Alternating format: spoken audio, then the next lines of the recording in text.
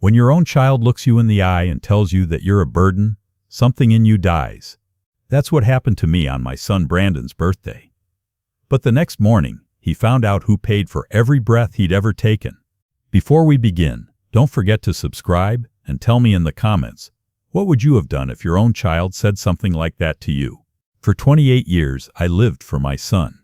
When his mother died in a car accident, Brandon was only 5. I remember that day clearer than my own reflection, standing in that cold hospital hallway, his small hand clinging to mine, as he whispered, "Daddy, is Mommy asleep?" From that moment, I promised her memory that I would raise him right, that I'd give him everything I never had. I worked 3 jobs for most of his childhood, construction by day and security by night. Every scraped knee, every school project, every time he needed new cleats, I was there.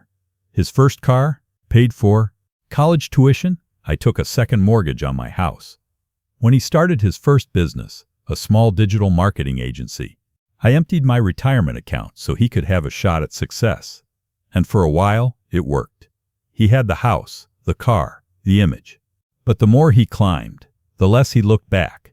Calls became shorter, visits became excuses, until one day, my own son became a stranger living behind a gated community I helped him build. It was his 28th birthday. I'd spent the whole day baking his favorite cake, chocolate with caramel drizzle, just like his mother used to make. I even polished the old pocket watch his grandfather left him, the one Brandon had admired since childhood. I wrapped it carefully, planning to surprise him after dinner. When I got to his house, laughter floated from the backyard. Young voices, music, the kind of noise that used to make me proud. I pushed open the gate quietly, balancing the cake in one hand. That's when I heard it. "Man, your dad really went all out for this party," someone said. Brandon's voice cut through the chatter. "Yeah, well, he's trying to buy my affection as usual. Thinks money solves everything." The words hit harder than any fall I'd ever taken. There was more laughter, his friends clinking bottles, joking. Then Brandon said it. "Honestly, the best gift for me would be if the old man disappeared. I'm tired of his lectures and control." The cake trembled in my hands. The man who'd spent his whole life sacrificing was now a burden. The gift slipped from under my arm, landing softly on the mat. The sound of laughter echoed in my skull. I wanted to walk away, but something made me stay long enough to see who I'd raised and who he'd become. The envelope was thin, but the moment Brandon's trembling fingers tore it open, his confidence, that smugness he'd always carried, began to crumble. He called me again that evening, his voice hoarse. "Dad, what is this? What did you do?" "The hospital says you've been paying my insurance since college, that every surgery, every ER visit, even my heart medication last year, it all came from your account." I said nothing. I just let the silence stretch. Sometimes silence tells more truth than words ever could. "Why didn't you tell me?" he demanded, his tone breaking somewhere between guilt and disbelief. "Because," I thought, "you never asked." When Brandon was 16, he got into a car accident. His first car, the one I bought him, was totaled on a rainy night. He decided he was old enough to drive without caution. The doctors said the metal shards missed his artery by inches. I remember signing those hospital forms with shaking hands, tears blurring the ink. They'd estimated the surgery at over $180,000. I didn't have that kind of money, but I couldn't let him die. So I worked, I borrowed, and I sold my wife's jewelry. When that wasn't enough, I took a policy, one that would cover every health emergency under his name, but come from my lifetime savings. That insurance had followed him ever since. Through college flu scares, his broken wrist during his skiing trip, and his first business stress-induced collapse. He never knew I wanted him to live freely, without guilt. But now, as he stood in the wreckage of his own arrogance, the truth had finally found him. The next morning, Brandon came to my doorstep. The same son who hadn't visited me in 2 years stood there in his designer jacket. He looked smaller. He didn't come alone. Samantha, his wife, stood behind him, the kind of woman who measured love in bank accounts. She was livid. "This is insane," she snapped before I could even speak. "You can't just take back what you gave us." I smiled softly. "You're right. A gift can't be taken back. But this was never a gift. It was trust. And trust is earned, not inherited. Brandon's eyes flickered toward her, uncertain, like a boy caught between two voices, one whispering greed, the other guilt. "Dad, I made a mistake. I didn't mean what I said at the party." "Oh," I said, crossing my arms. "Which part? The one where I'm a burden, or the one where my disappearance would be the best gift you could get?" He flinched, his jaw tightening. Samantha sighed dramatically. "For God's sake, Robert, it was just a joke. You're taking it too seriously." "Funny," I said. I didn't hear anyone laughing with me. The silence that followed was heavy, uncomfortable, the kind that only truth can make. Then, just as Brandon opened his mouth to apologize again, Samantha's phone rang. She glanced at the screen, paled, and stepped aside. "It's the bank," she whispered, her voice trembling. Brandon answered on speaker. The voice on the other end was crisp, professional. "Mr. Roberts, we're calling to inform you that your business line of credit has been suspended pending ownership verification." Brandon's face drained of color. "Ownership verification?" he repeated weakly. "It's my company." The woman's voice was apologetic but firm. "According to our records, the account is co-owned by Mr. Robert Roberts. Until the dispute is resolved, all assets are frozen." Samantha's hand shot out, clutching his sleeve. "This is your father's doing." I didn't deny it. I didn't need to. Because while they'd been laughing behind my back, I'd been preparing quietly, methodically, ensuring every sacrifice I made for him could never again be mistaken for weakness. When they left that day, I could feel the weight of 30 years pressing on my chest. I didn't want revenge. What I wanted was for my son to see the sleepless nights, the sacrifices, the invisible love that built his world. But sometimes, love must take the shape of loss before it's recognized. That evening, I took out an old photo album. Brandon's 5th birthday. His face covered in chocolate frosting, his arms around my neck. I traced that tiny hand on the page, remembering how warm it had been once. That's when my phone buzzed. An unknown number. I hesitated before answering. "Mr. Roberts?" a woman's voice asked. "This is Detective Herrera from the county department. Are you the father of Brandon Roberts?" My blood ran cold. "Yes. Why?" "Your son was just brought to St. Mary's ER. We believe it was a stress-induced collapse. He's stable now, but he was asking for you." The halls of St. Mary's hadn't changed since the night of his accident, 20 years ago. Same flickering lights, same antiseptic smell. I found him in room 214, pale and shaking, hooked up to monitors. When he saw me, tears welled up immediately. "Dad, I didn't mean it, any of it." I stepped closer, taking in the tubes, the machines keeping his pulse steady. He looked so fragile, my son, who once thought he didn't need me.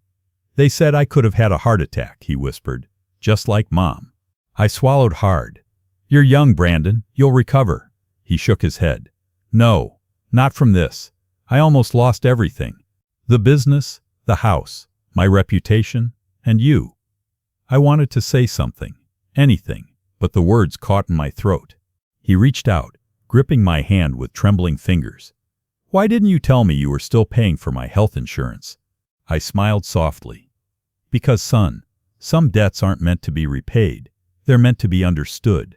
His tears fell freely then, silent and heavy, the kind that carry years of unspoken remorse. And that's when he said it, the words I never thought I'd hear again. "I'm sorry, Dad, for everything." But before forgiveness could settle, the door opened. A nurse entered with a clipboard, her expression serious.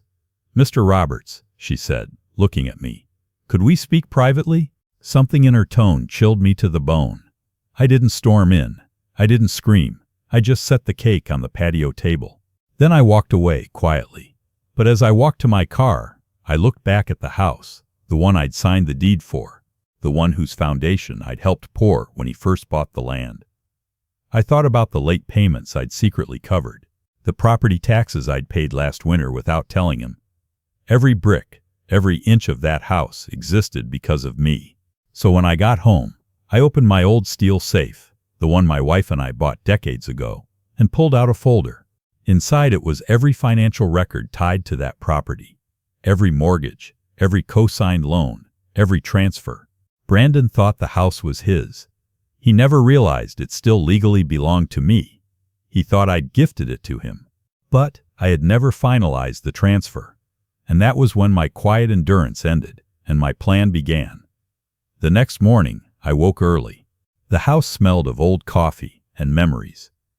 On the kitchen table lay my late wife's picture, the same one Brandon used to kiss goodnight as a child.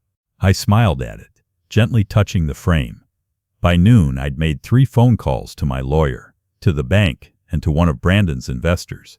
And by the afternoon, the legal papers were ready. That house, the one Brandon used for his parties, his photo shoots, his pride, was no longer his. The utilities, mortgage and insurance, all in my name again. And that wasn't all. Brandon didn't know that the business he'd been bragging about, the one he built from scratch, was partially funded by a private account I'd opened under his company name to help him qualify for his first investor loan. In short, he didn't just owe me his home. He owed me his life's foundation. The next morning he called me, his voice tight and panicked. "Dad, why can't I access the company account? The bank says it's frozen." I kept my tone calm. "You might want to check the ownership details, son. You'll find an interesting name there." "What did you do?" "I didn't do anything, Brandon. I just stopped paying for your life." Silence. Then, "You can't do this to me." I smiled. "Can't I?" That's when the shouting started. The same man who once cried in my arms after his first heartbreak, now yelling at me for taking back what was mine. But the real shock hadn't come yet, because when the mail arrived later that day, inside was an envelope addressed to him, with the hospital's logo in the corner. The nurse led me down the hallway. The hum of machines and the faint scent of disinfectant followed us like ghosts of every sleepless night I'd spent worrying about my boy. Her shoes clicked softly against the tile until she stopped in front of a small consultation room. She closed the door behind us. "Mr. Roberts," she said quietly, "there's something you should know about your son's condition and about his records." My stomach tightened. "What records?" She hesitated, glancing at the papers in her hand. "When your son was admitted, our system flagged his file. There's a note attached to his insurance history, one that dates back over 20 years. It's marked confidential, but since you're the primary on his account, you're allowed to know." I nodded, feeling my pulse climb. She handed me the paper. It was old, scanned from a physical record. The hospital logo faded. My eyes caught the words printed neatly at the top. And then, just beneath it, a second line. "Donor experienced cardiac complications during transfusion." I froze. I remembered that night. The crash, the hospital chaos, the doctor telling me they needed blood immediately, and the shortage in the blood bank. I had volunteered without hesitation. I'd nearly died that night giving him what he needed to live. But there was more written at the bottom of the page, words that made my knees go weak. "Without parental donation, patient prognosis, fatal." I returned to Brandon's room. He was sitting up now, pale but conscious, fiddling with the IV line like a child trying to understand his own body. "Dad," he said, his voice small again, the way it used to be when nightmares woke him. "What did they tell you?" I sat beside him, the paper still trembling in my hand. "Do you remember the accident when you were 7? He nodded slowly. "The car crash. You told me I was lucky." "You weren't just lucky," I whispered. "You survived because I gave you my blood." And my heart nearly stopped in the process. His eyes widened, confusion crossing his face. "Wait, what do you mean?" "I mean," I said softly, "you've been alive because of me twice. Once when I pulled you out of that car, and once when they took my blood, to keep yours flowing." For a long moment, the only sound was the steady beep of his heart monitor. Steady, rhythmic, echoing my own from years ago. Brandon's lips trembled. "Dad, I didn't know. You never said. I didn't need to," I cut in gently. "That's what parents do. They bleed quietly so their children can live loudly." He broke down then, head in his hands, shoulders shaking. "All those years, I called you controlling. I told my friends you were suffocating me. But you were the reason I was even alive." I put my hand on his shoulder. "You were never my burden, son. You were my purpose." He lifted his head, his face streaked with tears. "How can I ever fix this?" "You don't," I said. "You learn from it. You make sure you never make anyone feel the way you made me feel that night." Samantha appeared in the doorway then, her expression unreadable. She'd clearly overheard enough, her eyes red, her makeup smudged. Without a word, she crossed the room and took Brandon's other hand. "Mr. Roberts," she said softly, "I'm sorry. I didn't realize." "No one ever does," I said, standing, "until it's too late." But then Brandon gripped my hand tighter. "Dad, please don't go. Not yet." Something in his voice, that desperate crack I hadn't heard since he was a child, made my throat tighten. "I'm here," I whispered, "always." The next morning, the hospital released him with instructions to rest for several weeks. I drove him home, not to his mansion, but to my modest two-bedroom house. For the first time in years, we sat at the same breakfast table, eating quietly, the air thick with unspoken apologies. When I got up to clear the plates, he stopped me. "Dad, wait." He reached into his jacket and pulled out an envelope. My name was written on the front in shaky handwriting. "I transferred everything," he said. "The company, the house. It's all yours now." I shook my head. "That's not what this was about." "I know," he said, "but I can't build a future on something I never earned. You gave me life. Let me give you peace." The sunlight caught his eyes then, blue like his mother's. And for the first time in years, I saw the boy. Months passed. Brandon visited often, sometimes with Samantha, sometimes alone. We rebuilt what was broken, one conversation at a time. He started volunteering at a local youth center, mentoring kids without fathers. He said it reminded him to show up before it's too late. One evening, as we sat on the porch watching the sun dip below the horizon, he turned to me. "You know, Dad, that birthday party, it feels like a lifetime ago." "It was," I said, "because that version of you died that night. And maybe that's what had to happen for you to really live." He nodded, smiling faintly. "You taught me something I'll never forget." "What's that?" "That the people we call burdens are often the ones carrying us. Sometimes it takes losing everything to finally see who's been holding you up all along. If you have someone who sacrificed for you, call them, before time does what pride never could."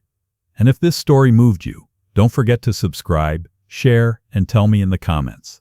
Have you ever realized too late what someone truly did for you? A year passed, seasons shifted, and so did my son. Brandon wasn't the same man who once called me a burden. The arrogance had drained out of him, replaced by something quieter, gratitude, the kind that doesn't shout to be heard.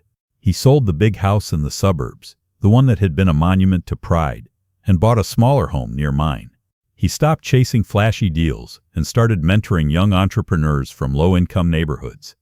But what touched me most wasn't the money he gave, or the businesses he saved. It was the time, the presence. Every Sunday, without fail, he came by at 9 sharp. 2 cups of coffee, still hot, from the same diner his mother and I used to visit after church. He'd bring a newspaper, sit beside me on the porch, and talk. Not about profits or politics, but about life, about peace, about his mom. And sometimes, we didn't talk at all. We just sat there, listening to the crickets, as if silence itself was an apology finally accepted. It was a summer afternoon when I got his call. "Dad, I'm planning something special this weekend," he said. "You'll come, right?" I hesitated. "What kind of special?" He laughed. "Just trust me, please." Saturday came. When I arrived at the community center, the parking lot was full. Balloons, banners, and tables filled the courtyard. Families laughed. Children ran with ice cream cones. And then I saw it, a large banner hanging above the entrance. I froze. Brandon stood on the small outdoor stage, microphone in hand. He spotted me in the crowd and smiled. A real smile, not the polished one he used to wear. "Ladies and gentlemen," he began, "today isn't about me. It's about every father who's ever sacrificed quietly. Every man who worked through pain, through heartbreak, through loneliness, so his child could stand where I'm standing right now." The audience grew silent. Even the children paused, sensing the weight in his tone. He looked straight at me. "A year ago, on my birthday, I called my father a burden. I said the worst thing a son could say, but I was wrong. That day, I lost my pride and gained perspective. I realized that everything I had, every opportunity, every breath, existed because of him. The words trembled through the speakers like a confession wrapped in truth. This foundation, he continued, exists to honor men like my father, men who gave without asking, who built lives without recognition. And from this day forward, every scholarship, every program, every dollar that helps another son find his path will carry his name. He turned toward me. Dad, come here. I hesitated, heart pounding, but the crowd began clapping, urging me forward. When I reached the stage, he took my hand and placed a plaque in it. The audience rose to their feet. Applause thundered through the warm afternoon air. I couldn't speak. My eyes burned, my throat tight. All I could do was pull him into a hug, the kind we hadn't shared since he was a boy. I'm proud of you, son, I whispered. No, Dad, he said softly, voice breaking. I'm proud of you. As months turned into years, the foundation grew. Brandon's name appeared in articles, interviews, podcasts.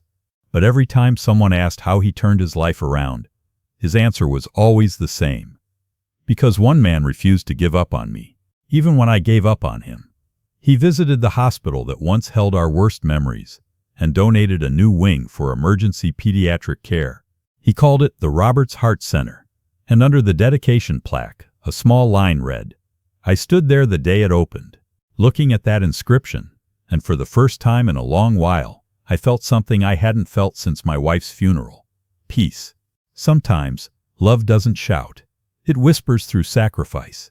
It hides behind scolding words, sleepless nights, and silent endurance. And sometimes, it takes losing everything to finally see the hands that built your world. If you still have those hands in your life, call them. Don't wait for the guilt that comes too late. Because the greatest gift a child can give is understanding the cost of being loved.